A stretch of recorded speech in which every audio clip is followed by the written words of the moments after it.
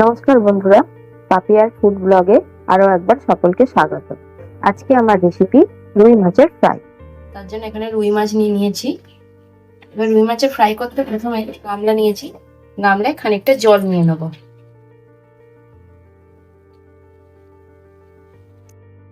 জলের মধ্যে 1 চামচি মতো নুন দেবো, 1 চামচ ভিনিগার দেবো। মাছগুলো এক এক করে আমি জলে ভিজিয়ে দেবো। তখন আমি এখানে একটা পেস্ট তৈরি করে নেবো। তার জন্য এখানে আমি 10 থেকে 12 কোয়া রসুন নিয়ে নিয়েছি, 1 ইঞ্চি আদা টুকরো টুকরো করে কেটে নিয়েছি, আর একটু ধনে পাতা দিয়ে দেবো। এখানে আমি জল ব্যবহার করব না, খালি এটাকেই একটা পেস্ট তৈরি করব। পেস্টটা আমাদের রেডি হয়ে গেছে।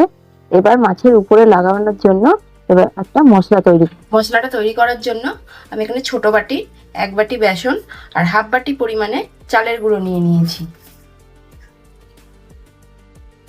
1 চামচ জোয়ান দিয়ে দেবো।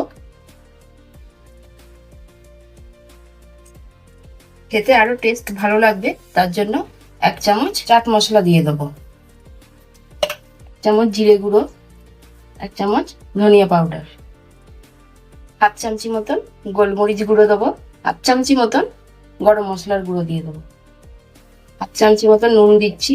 নুনটা পরিমাণ স্বাদ অনুযায়ী। এগুলোকে সব একসাথে ভালো করে মিশিয়ে নেব। যারা যারা নতুন এসছেন তারা আমার চ্যানেলটিকে সাবস্ক্রাইব করে আমার পাশে থাকবে। এটাকে ততক্ষণ আমি ভালো করে মিশিয়ে নিয়েছি। মাছগুলো 10 থেকে 15 মিনিট হয়ে গেছে, জলে ভেজানো ছিল। আমি এবার একে একে জল থেকে তুলে নেব। মাছগুলো যে নুন জল থেকে তুলেছিলাম সেগুলোকে ভালো করে শুকনো করে ড্রাই করে নিয়েছি। নিয়ে এবার 1 চামচি মতন ভিনিগার আবার দিয়ে দেবো।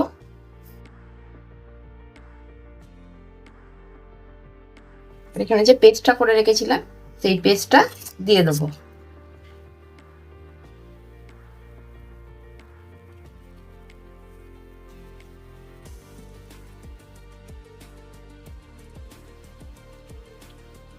দিয়ে সব মাছগুলোর গায়ে এগুলো ভালো করে মাখাবো। মাছগুলো যেগুলো মশলা মাখিয়ে রেখেছিলাম সেগুলোকে এবার মশলাটা তৈরি করে রেখেছিলাম সেগুলোকে দিয়ে কোট করে নেব। চারিধারটা ভালো করে ঘুরিয়ে ঘুরিয়ে কোট করতে হবে।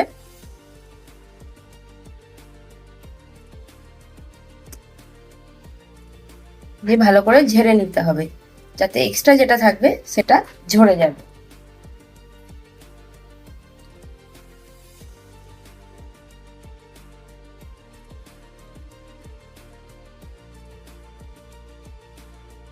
মাছগুলোকে ভালো করে সব মাছগুলো ভালো করে কোট করে নিয়েছি।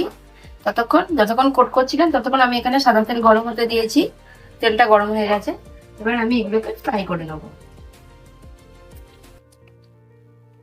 ফ্রাই করার সময় গ্যাসের লো ফ্লেমে রাখতে হবে।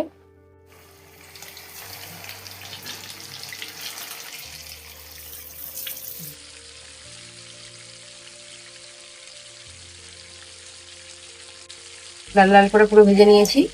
এবার একে একে তুলে নেবো মাছগুলো সব। রেডি হয়ে গেছে আমার এখানে মশলাদার ফিশ ফ্রাই।